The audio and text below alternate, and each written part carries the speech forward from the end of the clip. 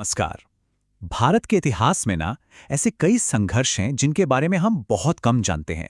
लेकिन सच तो यह है कि इन्हीं संघर्षों ने आज़ादी की बड़ी लड़ाई के लिए ज़मीन तैयार की। आज हम ऐसी ही एक कहानी के बारे में बात करेंगे, घुमुसर विद्रोह की कहानी।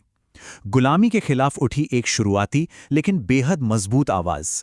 तो चलिए इस कहानी को परत दर परत खोलते हैं।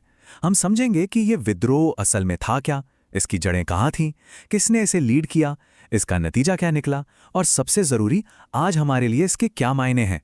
तो चलिए सबसे पहले एकदम बेसिक से शुरू करते हैं। समझते हैं कि आखिर ये संघर्ष क्या था, कहाँ हुआ और कब हुआ। तो मन में पहला सवाल तो यही आता है ना कि ये घुमोसर विद्रोह आखिर था क्या। देखिए, ये ओडिशा के घुमुसर इलाके में लगभग 1766 से 1856 तक चला एक सशस्त्र संघर्ष था। मतलब कोई 1-2 साल की लड़ाई नहीं, बल्कि करीब 90 साल तक। यहाँ की जो खोंड जनजाति थी और जो स्थानीय राजा थे, उन्होंने मिलकर ब्रिटिश ईस्ट इंडिया कंपनी के बढ़ते कंट्रोल के खिलाफ हथियार उठा लिए थे। ये पीढ़ियों तक चलने वाला एक बहुत लंबा प्रतिरोध था। अच्छा, तो ये तो समझ आ गया कि विद्रोह क्या था। पर सवाल ये है कि आखिर ये हुआ क्यों? इतनी बड़ी लड़ाई के पीछे कोई ना कोई तो गहरी वजहें रही होंगी ना। असल में ना इसके पीछे 4 बड़ी वजह थी। पहली तो थी राजनीतिक दखल, मतलब अंग्रेज जो थे वो वहां के राजकाज में बहुत दखल देने लगे थे। दूसरा था आर्थिक शोषण, लोगों पर, किसानों पर, आदिवासियों पर इतने भारी टैक्स लगा दिए कि जीना मुश्किल हो गया। फिर तीसरा, उनकी संस्कृति, उनकी परंपराओं में भी दखल दिया जाने लगा। और चौथा, जो वहां के राजा थे, उनकी पावर को सीधे सीधे कम करने की कोशिश हुई। मतलब हर तरफ से उनकी पहचान और उनकी आज़ादी पर हमला हो रहा था। तो इतना सारा गुस्सा जो लोगों में भरा था, उसे एक आंदोलन की शक्ल किसने दी? कौन था वो जिसने इतने बड़े साम्राज्य के खिलाफ इस लड़ाई की कमान संभाली? तो इस पूरे विद्रोह का चेहरा थे धनुर्जय भंजदेव। ये नाम बहुत जरूरी है क्योंकि इन्होंने ही लोगों को एक साथ लाने का काम किया और इस पूरे प्रतिरोध की पहचान बन गए। और देखिए, उनकी सबसे बड़ी ताकत सिर्फ लड़ना नहीं थी, उनकी असली खूबी थी लोगों को जोड़ना। उन्होंने ही खोंड जनजाति और बाकी सब स्थानीय लोगों को एकजुट किया और ब्रिटिश हुकूमत के खिलाफ खड़ा कर दिया। और यही एकता इस पूरे आंदोलन की जान थी।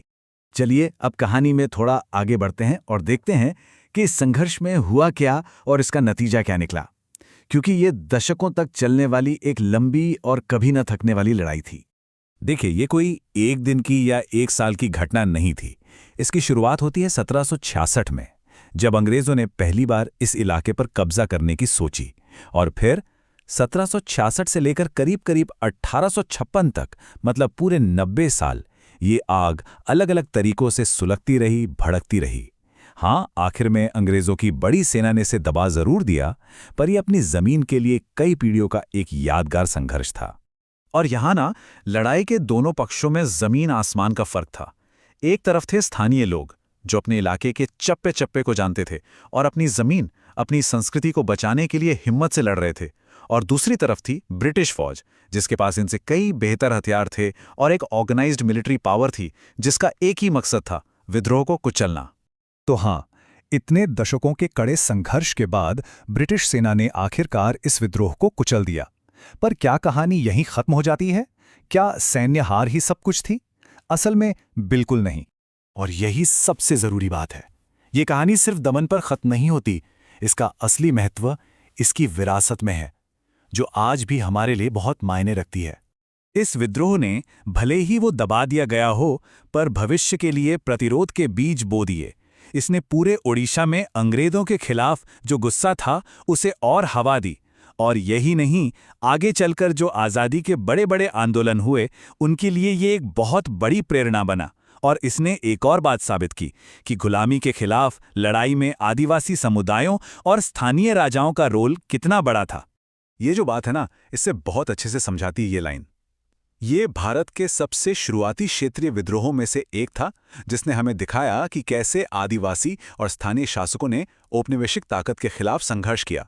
मतलब ये आज़ादी की बड़ी लड़ाई का एक बहुत ही अहम पहला कदम था। और आखिर में ये कहानी हमें एक बहुत बड़े सवाल के साथ छोड़ जाती है कि कैसे इस तरह के छोटे छोटे क्षेत्रीय विद्रोह मिलकर एक पूरे देश की, एक राष्ट्रीय चेतना को जन्म देते हैं। घुमुसर की कहानी सिर्फ एक इलाके की लड़ाई नहीं है, ये उस चिंगारी की कहानी है जिसने बाद में पूरे देश में आज़ादी की आग को और भड़काया।